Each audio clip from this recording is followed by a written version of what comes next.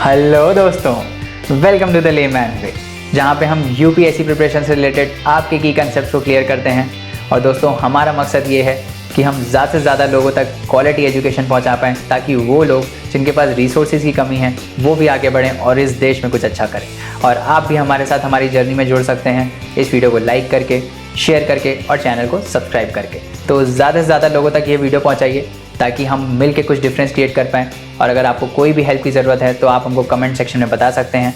आपको free material और free courses जाके हमारी वेबसाइट पे मिल जाएंगे www.thelaymanway.com, और हमारे टेलीग्राम ग्रुप पे भी मिल जाएंगे, जहाँ पे हम डेली एमसीक्यूज़ और डेली मोटिवेशन लेके आते हैं ताकि आपकी मदद हम कर सकें यूपीएससी को क्लियर करने में। तो चलिए आज का लेक्चर स्टार्ट करते हैं और आगे बढ़ते हैं। तो चलिए दोस्तों, आगे अपना लेक्चर कंटिन्यू करते हैं। एंड एज यूजुअल इस लेक्चर की पीडीएफ आपको हमारी वेबसाइट www.thelayman.com पे मिल जाएगी। और आई होप आप लोग सब टेलीग्राम पे जो क्वेश्चंस आते हैं उसको सॉल्व करते हो। हार्डली मेरे को लगता है कि 15 से 20 लोग ही उस क्वेश्चंस को देखते हो और सॉल्व करते हो। तो आई एनकरेज कि भाई सब लोग उस क्वेश्चंस को किया करिए। इंपॉर्टेंट क्वेश्चंस रहते हैं, करंट अफेयर से भी रहते हैं, स्टैटिक से भी रहते हैं। तो do check out those questions as well. और अगर आपने टेलीग्राम ग्रुप ज्वाइन नहीं किया है तो I encourage you to join it and study from it, right. क्योंकि हम अपना एफर्ट्स लगाते हैं उसमें क्वेश्चंस बनाने में। तो मैं एक्सपेक्ट करता हूँ कि सबको वो बेनिफिट हो उस चीज़ का, है ना। तो जो लोग करते हैं very good, keep it up, करते रहिए। क्वेश्चंस कोई डाउट होता है तो पूछा करिए मेल करके हमको, है ना। वो ग्रुप हमने प्राइवेट बनाया हुआ है क्योंकि भाई अब ज़्यादा लोग कमेंट करेंगे तो फिर वो मतलब नहीं रहता वो ग्रुप बनाने का, है ना। तो जितना उसमें हम कंटेंट भेजते हैं उसको आप देखा करिए, स्टडी किया करिए, और जो डाउट होता है उसको आप एक वर्ड फाइल में लिख के हमको मेल कर दिया करिए। ईमेल आईडी आपको डिस्क्रिप्शन में मिल जाएगी, राइट। चलिए तो आगे कंटिन्यू करते हैं और आज हम पढ़ते हैं स्पेस टेक्नोलॉजी से। तो स्पेस टेक्नोलॉजी में हम सबसे पहले पढ़ते हैं स्पेस ऑर्बिट्स के बारे में। तो स्पेस ऑर्बिट्स कितने टाइप के होते हैं? एक होता है लो अर्थ ऑर्बिट, है ना, लो अर्थ ऑर्बिट। उसके बाद होते हैं जियो स्टेशनरी, ये तो दोनों आपने सुने ही होंगे, है ना, पता भी होगा क्या होता है, बट हम एक बार फिर से डिस्कस करेंगे। उसके बाद एक होते हैं पोलर ऑर्बिट्स। फिर कौन से होते हैं? सन सिंक्रोनस ऑर्बिट्स, है ना, सन सिंक्रोनस ऑर्बिट्स, है ना। अब हम एक एक करके बात करते हैं। तो लो अर्थ ऑर्बिट क्या होता है? What is low earth orbit? तो जो जैसे ये मान लो अर्थ है ना, ये अर्थ है, तो अर्थ के सबसे पास वाला ऑर्बिट को बोलते हैं लो अर्थ ऑर्बिट, है ना। तो ये बेसिकली रेंज करते हैं 160 किलोमीटर टू 1000 किलोमीटर फ्रॉम अर्थ, है ना, from the centre of the earth. तो ये बेसिकली इधर से इधर तक होंगे। It's a low earth orbit. इसी में ही अपना जो इंटरनेशनल स्पेस स्टेशन है ना, वो इसी ऑर्बिट में है ना, लो अर्थ ऑर्बिट में। तो they are less than 1000 kilometre और 160 किलोमीटर से 1000 किलोमीटर तक रहते हैं, ठीक है। तो ये हो गए लो अर्थ ऑर्बिट। उसके बाद इसमें बेसिकली यहाँ पे जनरली क्या होता है, जैसे ये स्पेस एक्स है ना, जो स्पेस एक्स है वो अपनी इंटरनेट सर्विसेज की सैटेलाइट्स लॉन्च कर रहा है। तो वो इसी अर्थ ऑर्बिट में लॉन्च कर रहा है ताकि जो लेटेंसी है उसको कम कर पाए। लेटेंसी मतलब जो लैग आता है ना डेटा में, आप कोई साइट लोड करते हो तुरंत तो खुल नहीं जाती है, कुछ टाइम लेती है, 0.3 सेकेंड, 0.4 सेकेंड, या जो भी XYZ रहता है उसको बोलते हैं लेटेंसी। तो वो उसको कम करने के लिए स्पेस एक्स ने ये यहाँ पे लॉन्च कर रहा है, लो अर्थ ऑर्बिट में सैटेलाइट्स लॉन्च कर रहा है ना। तो आपको पता होना चाहिए। लो अर्थ ऑर्बिट पता चल गया। उसके बाद आते हैं जियो stationery orbit. What is Jio stationery orbit? तो देखो नाम में क्या है, जियो है और क्या है, स्टेशनरी है ना। दो वर्ड से मिलकर बना है जियो और स्टेशनरी। व्हाट इज जियो? जियो मतलब अर्थ होता है, स्टेशनरी मतलब कोई चीज फिक्स्ड हो, मूव ना कर रही हो, है ना।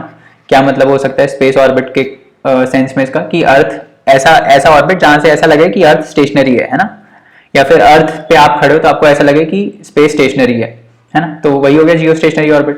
तो इसका मतलब क्या होता है कि भाई देखो जैसे अर्थ है ना, दिस इज द अर्थ, तो अर्थ बना देते हैं पहले, है ना। मान लो ये अर्थ है, ठीक है, ये इक्वेटर है, ठीक है। अब आप यहाँ पे खड़े हो इक्वेटर पे, है ना, और अर्थ तो मूव कर रही है, हमको पता है अर्थ मूव करती है ना, earth is rotating from west to east. तो आप स्पेस में देखते हो, है ना, मान लो आप यहाँ स्पेस में देखते हो, कहीं आपको एक सैटेलाइट दिखती है ना। आपको लगता है आप सुबह उठ के देखते हो तब भी आपको दिख रही होती है ना, फिर आप रात में देखते हो तो भी दिखती है। तो आपको लगता है यार ये तो स्टेशनरी, ये तो मूव कर ही नहीं रही है ना। आपको क्या ऐसा नहीं, ऐसा समझो कि आप जब भी देखते हो आपको लगता है कि ये तो मूव ही नहीं कर रही है, तो स्टेशनरी है। तो आपको लगता है कि ये सैटेलाइट जो है वो स्टेशनरी है, बट ऐसा तो हो नहीं सकता क्योंकि आप तो मूव कर रहे हो, आप तो अर्थ के साथ मूव कर रहे हो, है ना। तो इसका मतलब ये है कि ये भी मूव कर रही है आपके साथ, है ना। ये आपकी आंखों के हमेशा ऊपर है, राइट। ये सैटेलाइट आपकी आंखों के हमेशा ऊपर है। ये स्टेशनरी आपको कब दिख सकती है? जब अगर आप मूव कर रहे हो और ये सैटेलाइट भी सेम स्पीड से मूव कर रही है ना। ये आप भी सेम स्पीड से मूव कर रहे हो, ये सैटेलाइट भी सेम स्पीड से मूव कर रही है, तो रिलेटिव जो आपकी मूवमेंट है वो जीरो है, you are not moving relatively, है ना। तो ऐसे ही अर्थ में होता है, अर्थ तो रोटेट कर रही है, तो ये सैटेलाइट बेसिकली अर्थ की स्पीड में रोटेट करती है, अर्थ के ही ऑर्बिट में, ठीक है। अर्थ के ऑर्बिट में मतलब अर्थ के अराउंड बेसिकली उसी स्पीड में रिवॉल्व करती है अर्थ के अराउंड, जिससे अर्थ जो है वो रोटेट कर रहा होता है, ठीक है। तो इसीलिए आपको ये स्टेशनरी दिखती है। तो दिस ऑर्बिट जहां पे ये जाती है जनरली 36,000 किलोमीटर्स पे होता है, उसको हम क्या बोलते हैं, उसको हम बोलते हैं जियो स्टेशनरी ऑर्बिट्स। ये जनरली जो कम्युनिकेशन, जो अर्थ ऑब्जर्वेशन सैटेलाइट्स या कम्युनिकेशन सैटेलाइट्स होती है ना, वो यहीं पे लॉन्च होती हैं, टेलीकम्युनिकेशन सैटेलाइट्स वो सब यहीं पे लॉन्च होती हैं, ठीक है। तो ये हो गया जियो स्टेशनरी ऑर्बिट। उसके बाद आता है polar orbit. What is polar orbit? Polar orbit क्या होता है? तो देखो पोलर ऑर्बिट क्या होता है कि अभी हमने क्या देखा कि जो ये अर्थ है ना, अर्थ ऐसे है, यहाँ पे नॉर्थ पोल है, यहाँ पे साउथ पोल है ना, नॉर्थ साउथ वेस्ट ईस्ट।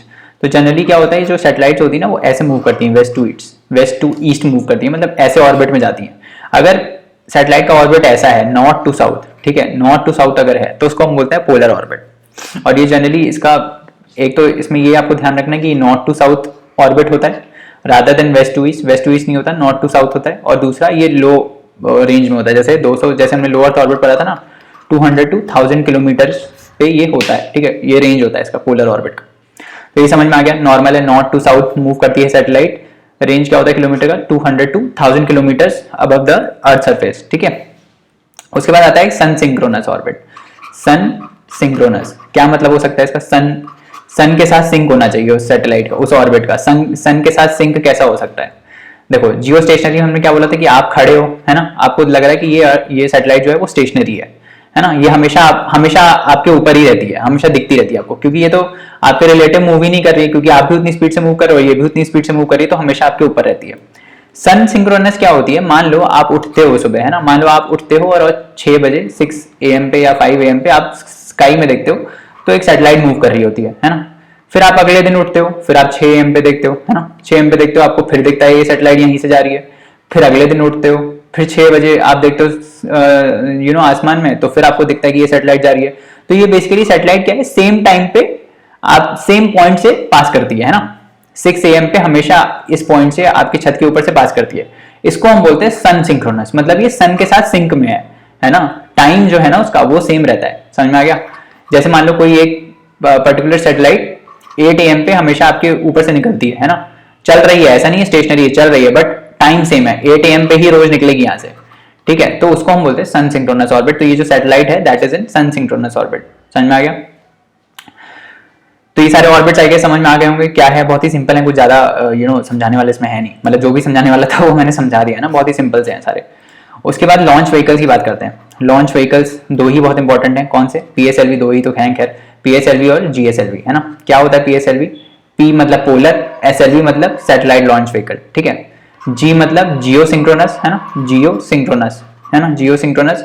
और SLV मतलब सैटेलाइट लॉन्च व्हीकल अगेन, है ना। दोनों में डिफरेंस क्या है PSLV और GSLV में? देखो PSLV में क्या डिफरेंस है, PSLV जो है ना वो लाइट वेट था, मतलब वो लो अर्थ ऑर्बिट्स में हैवी सैटेलाइट्स को लॉन्च करने के लिए था ये, ठीक है। और ये 3 स्टेज है, 3 स्टेज में मतलब 4 स्टेज है ये, फॉरगिव मी।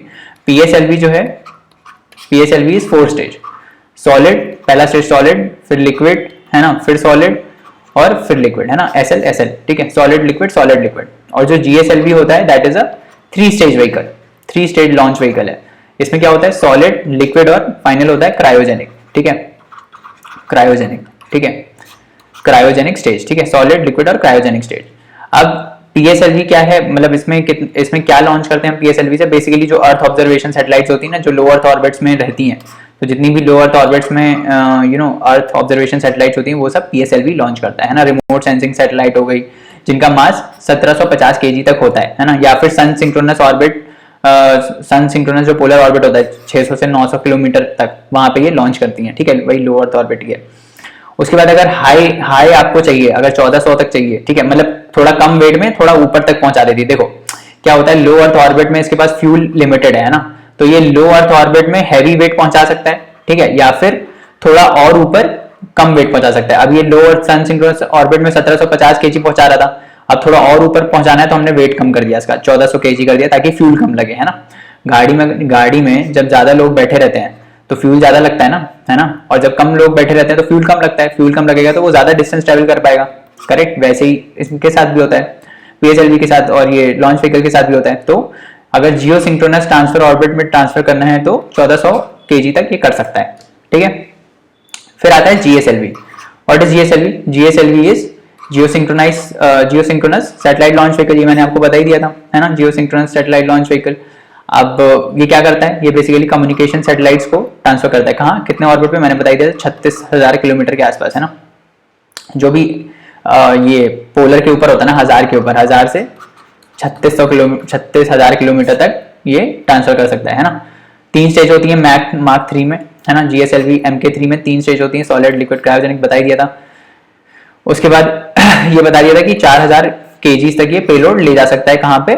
जियो सिंक्रोनस ट्रांसफर ऑर्बिट तक। ये जो ऑर्बिट की हम बात कर रहे थे, इसमें 4000 से 4000 kg तक ले जा सकता है। और अगर लो अर्थ ऑर्बिट में लॉन्च करना हो तो देखो, GSLV का पावर बहुत ज्यादा है, ठीक है। GSLV का पावर जो है वो PSLV कंपैरिजन में बहुत ज्यादा है। तो PSLV भी लो अर्थ ऑर्बिट में ही कर रहा था, लो अर्थ ऑर्बिट में ये सैटेलाइट भेज रहा था। बट लो अर्थ ऑर्बिट में अगर मान लो मेरे को बहुत हैवी सैटेलाइट भेजनी है, लेट्स से 10,000 kg की सैटेलाइट भेजनी है, तो PSLV ये काम नहीं कर पाएगा, ठीक है।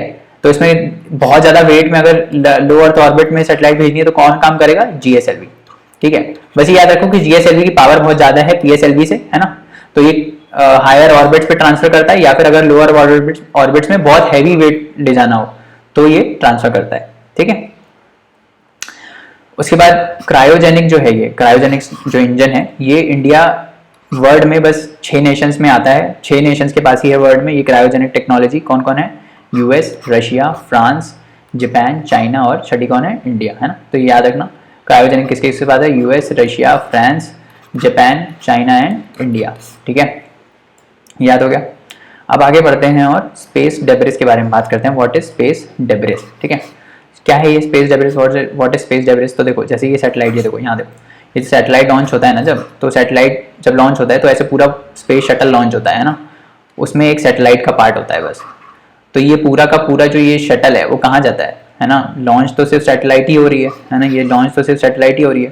तो ये पूरा का पूरा पार्ट कहाँ जाता है? ये पूरा स्पेस में जाता है, स्पेस डेब्रिस। तो जैसे देखो, ये सैटेलाइट है तो ये वाला पार्ट इसका निकल गया, ये जो पेच वेच हैं सारे ये सब निकल गए, तो ये सब अर्थ में घूमते रहते हैं, ऐसे अर्थ के अराउंड घूमते रहते हैं। तो यही हो जाता है स्पेस डेब्रिस। ये पूरा जो ये निकल गया ना, ये दिख रहा है ना, ये जो निकल गया, this is called space debris, ठीक है। तो इसको रिमूव करने के लिए अब क्या प्रॉब्लम क्या आता है कि भाई अर्थ के ऊपर, अर्थ की शीट पे इतना ज़्यादा स्पेस डेब्रिस हो गया है कि हम कम्युनिकेशन, बाहर से कम्युनिकेशन करने में प्रॉब्लम होने लग सकती है आगे। इतना ज़्यादा स्पेस डेब्रिस हो चुका है ना, कम्युनिकेशन की प्रॉब्लम होती है। फिर बाकी आप नई सैटेलाइट्स लॉन्च करोगे तो भिड़ने का डर रहता है उन स्पेस डेब्रिस का, उससे प्रॉब्लम हो सकती है ना। तो ये सब प्रॉब्लम्स हैं, इस वजह से स्पेस डेब्रिस की प्रॉब्लम जो है बहुत ही अर्जेंट है, ठीक है। तो इसको बेसिकली इसको रिमूव करने के लिए कुछ कुछ स्टेप्स हैं, वो हम एक एक करके देखेंगे। तो अभी न्यूज़ में इसलिए था क्योंकि चाइना ने अपना एक रोबोट लॉन्च किया है। रोबोट का नाम है NEO-01, near earth orbit. NEO is near earth orbit 01। तो ये बेसिकली स्पेस डेब्रिस को क्लियर करने के लिए एक इन्होंने रोबोट लॉन्च किया था, ठीक है। बस इतना ही याद रखना है। किस पे काम करता है? इलेक्ट्रिक प्रोपल्शन सिस्टम पे काम करता है, ठीक है। ये आपको याद रखना है, किस पे काम करता है? इलेक्ट्रिक प्रोपल्शन सिस्टम पे, बस इतना याद रखो। उसके बाद strategies to tackle space debris. Space debris को टैकल करने के लिए कौन कौन सी ऑर्गेनाइजेशन ने क्या क्या स्ट्रैटेजीज इम्प्लीमेंट करी है। तो पहला है इसरो का। इसरो का आता है project Netra. Project Netra is to tackle space debris. तो ये ध्यान रखना, ये प्रोजेक्ट नेत्र क्या है? एक अर्ली वार्निंग सिस्टम है in space to detect debris and other hazards to Indian satellites. किसका है? इसरो का। ये बहुत इंपॉर्टेंट है, याद रखना। प्रोजेक्ट नेत्र किसका है? इसरो का है ना। अभी मैंने कुछ दिन पहले टेलीग्राम पे क्वेश्चन पूछा था, ऐसे मैच द फॉलोइंग करके ना, कि प्रोजेक्ट नेत्र किसका है ना। उसमें मैंने एक ऑप्शन दे दिया था, ministry of health and family welfare. नेत्र देख के कुछ लोगों ने मारा भी है ना। तो याद रखना, ये प्रोजेक्ट नेत्र जो है दैट इज ऑफ इसरो। क्या है? अर्ली वार्निंग सिस्टम है, किसके लिए? डेब्रिस को डिटेक्ट करने के लिए, ठीक है। डेब्रिस को डिटेक्ट करने के लिए, समझ में आ गया। देखो ऐसे ही फंसाता है यूपीएससी, समझ में आ रहा है। आप देखो कि यार नेत्र है, नेत्र में कुछ आंखों से रिलेटेड होगा, ministry of health and family welfare दे देंगे, आप फंस जाओगे। इसी टाइप के ऑप्शन रहते हैं, है ना। तो इसीलिए इस टाइप का प्रैक्टिस आपको टेलीग्राम पे कराया जा रहा है, ताकि आप फंसो नहीं इस चीज़ में। यहाँ पे गलत करोगे कोई बात नहीं है, एग्जाम में गलत करोगे तो दिक्कत हो जाएगा, है ना। तो समझ में आ गया। इसरो का है प्रोजेक्ट नेट। उसके बाद दूसरा है जापान का एलसाडी, ये भी पूछा था। ELSAD is end of life services by Astroscale demonstration.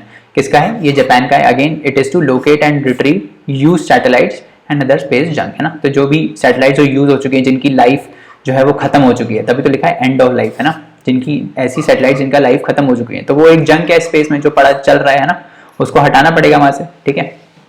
आपके घर में जब टीवी वगैरह खराब हो जाता है तो आप कबाड़ी वाले को दे देते हो ना, है ना। कबाड़ी वाले को दे तो घर पे रखे थोड़ी रहते हो। तो वैसे ही स्पेस में तो अब खैर कुछ है नहीं, तो वहीं पड़ी रहती है, चलती रहती है, ऐसे चल रही है आराम से, तो वो दिक्कत हो जाती है ना। तो उसको हटाने के लिए it is end of life services, ELSAD है, किसका है? जापान का है।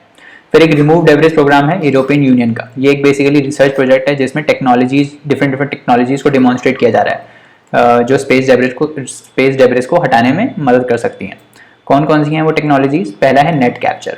What is net capture? तो इसमें क्या करेंगे, एक नेट लेंगे, जैसे मच्छरदानी होती है ना, मच्छरदानी में क्या करते हो आप कि प्रिवेंट अपने आप को कैप्चर कर लेते हो ताकि वो मॉस्किटो काट ना पाए। तो वैसे ही इसमें नेट कैप्चर में हम क्या करेंगे, जो स्पेस जंक होगा, ऐसे एक नेट होगी बड़ी सी, है ना, ऐसे एक नेट होगी बड़ी सी, जैसे मछली फिशिंग करते हैं ना, फिशिंग में क्या करते हैं, नेट डालते हो, फिश ट्रैप हो जाती है, सेम वैसा ही है, उसमें सैटेलाइट्स ट्रैप हो जाएंगे, ठीक है। फिर हम क्या करेंगे, इस नेट को अर्थ ऑर्बिट के अंदर ले आएंगे और फिर ये सारी सैटेलाइट्स जल जाएंगी, क्योंकि आप अगर जब उसमें आते हो, इन सैटेलाइट्स को लेके आते हो एटमॉस्फेयर के अंदर, तो बहुत ज़्यादा हीट होता है, तो वो जल जाती हैं सारी, है ना। तो इससे डेब्रिस टैकल हो सकता है। दूसरा है हार्पून कैप्चर, सिमिलर चीज़ है इसमें भी। इसमें क्या करेंगे हम, जो सैटेलाइट है, जो जंक है, उसके पैनल पे जाके कुछ ट्रैकिंग जीपीएस टाइप लगा देंगे और फिर से ट्रैक करेंगे कि अच्छा ये है, फिर उसको कैप्चर करेंगे, इस टाइप से है। फिर एक और है क्या, विजन बेस्ड नेविगेशन।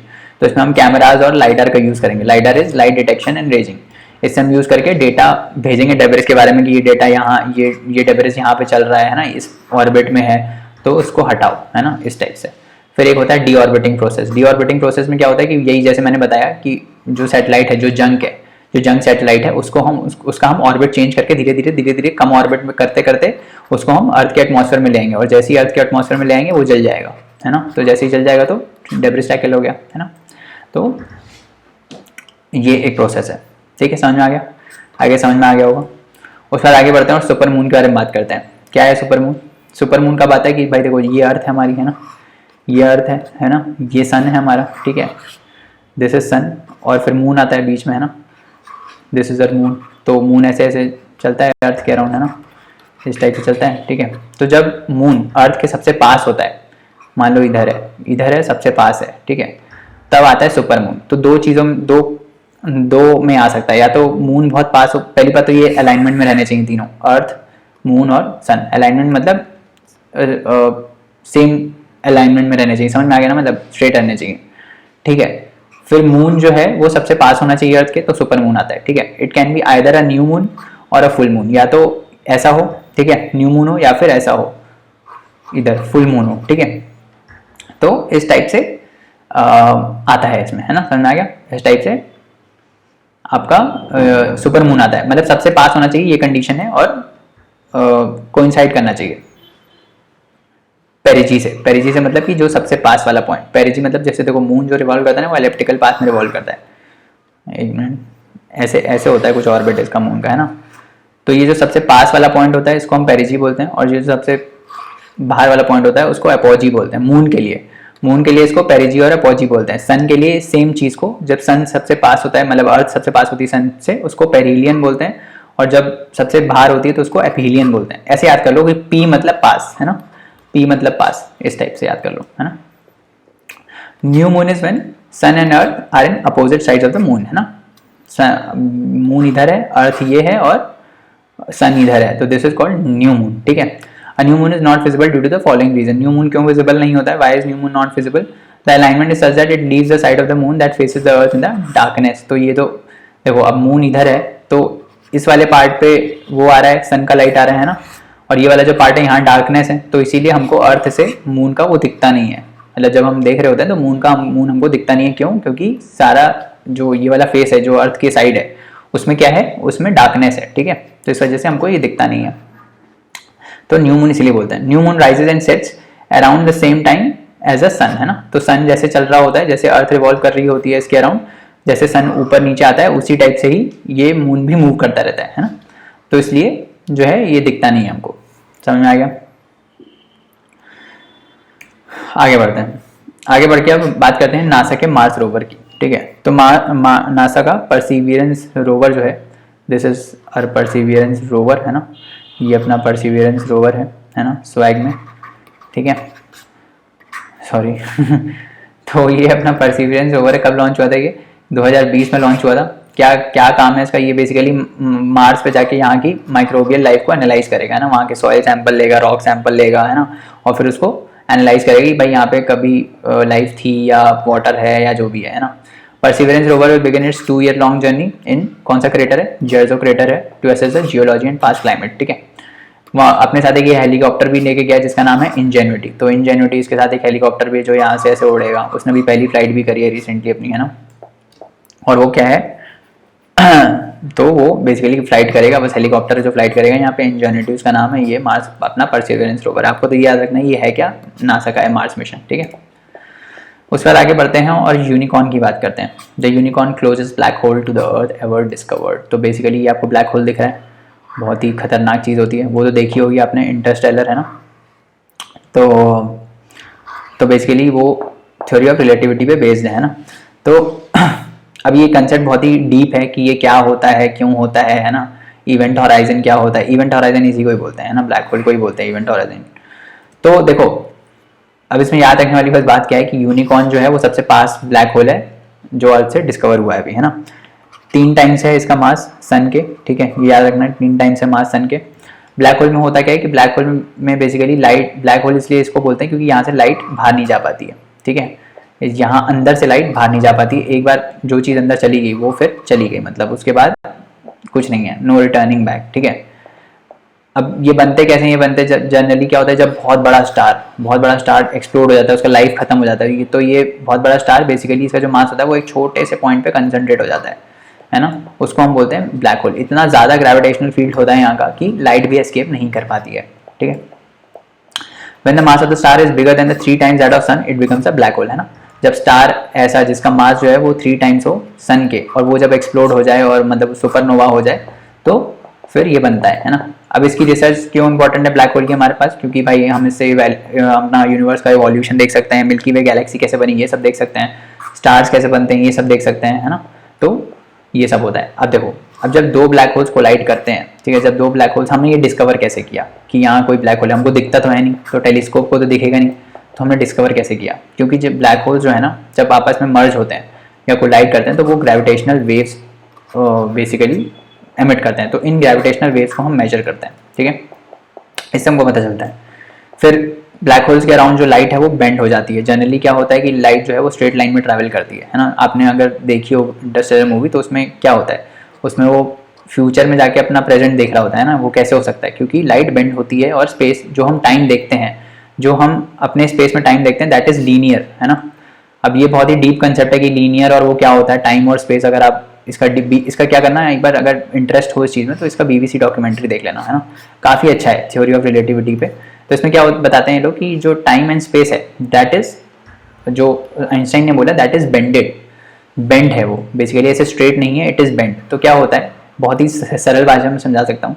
जैसे मान लो ये टाइम है, टाइम हम जो देखते हैं वो दैट इज स्ट्रेट, है ना, हम स्ट्रेट टाइम देखते हैं, but time is actually bended, bend है ये, मतलब जो उसका स्पेस है दैट इज बेंडेड। तो हम यहाँ से यहाँ जा सकते हैं, मान लो आपको यहाँ से जाना है इधर, ठीक है, तो 2 रास्ते हैं, या तो यहाँ से यहाँ ऐसे चले जाओ, या फिर ये क्या आ गया, इंडिपेंडेंस डे है, ठीक है, यहाँ से यहाँ चले जाओ, है ना, या फिर यहाँ से यहाँ चले जाओ। तो इंटरस्टेलर मूवी में मेरे हिसाब से क्या बताता है कि टाइम जो है ये टाइम है ना, आप इधर हो मान लो, है ना, तो वो क्या पहले ही चला जाता है शॉर्ट पाथ से इधर, ठीक है, तो वो देखने लगता है अपना सब प्रेजेंट जो हो रहा होता है उसके साथ, वो आएगा यहीं पे, बट उसको प्रेजेंट दिख रहा होता है सब, ठीक है। तो ये कंसेप्ट उसको डिमॉन्स्ट्रेट करने की कोशिश करी थी उसमें।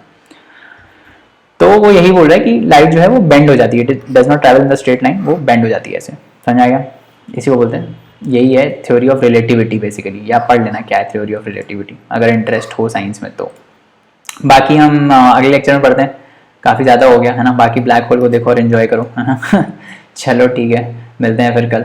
Okay, bye bye.